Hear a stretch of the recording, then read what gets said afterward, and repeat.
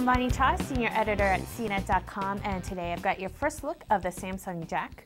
This is the replacement for the Samsung BlackJack 2, and aside from the name change, Samsung has also made some tweaks to the design and features of this messaging-centric smartphone.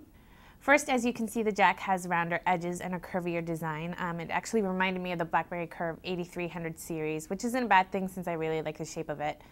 Plus, it's got a nice chrome mirrored finish on the front to give it a more updated and flashier look. The screen isn't any different from the BlackJack 2. It measures 2.4 inches and it's clear and bright enough, but it's not as sharp as some of the latest smartphones we've seen, like the BlackBerry Curve 8900. Below the display, you've got your standard navigation controls, which I thought were nice and roomy. Samsung also added something called Turbo Scroll, so you can quickly navigate through long pages with a long press or just scroll through text with a light press of the navigation key. The keyboard has also changed from the BlackJack 2. The buttons are now rectangular and there isn't any spacing between the keys, but they're large enough so I didn't have many mistakes when typing messages. I think my only complaint about the phone's design is it's a little too slick for my taste.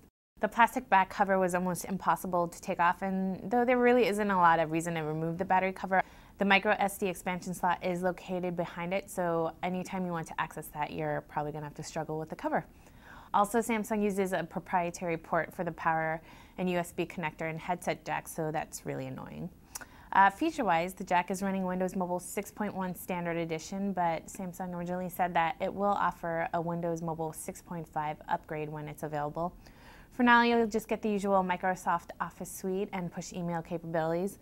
It's also got 3G support, Wi-Fi, and GPS, and being an AT&T phone, the Jack also supports a number of the carrier services, including AT&T Navigator and AT&T Video. I think the biggest difference between the Jack and BlackJack 2 is you now get a faster processor, more RAM, and a better camera.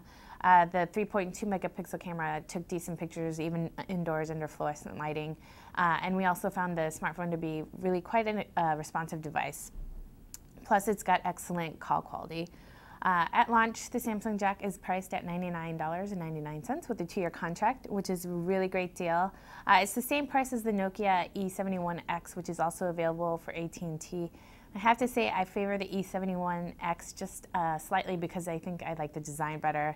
It's not as slippery as the Jack and uses more standard ports, but that's just my personal preference. If you're debating between the two smartphones, I'd recommend going down to the AT&T store and just kind of playing around with the phones and see which one you like better, because they're both great messaging smartphones. I'm Bonnie Cha, and this has been your first look at the Samsung Jack for AT&T.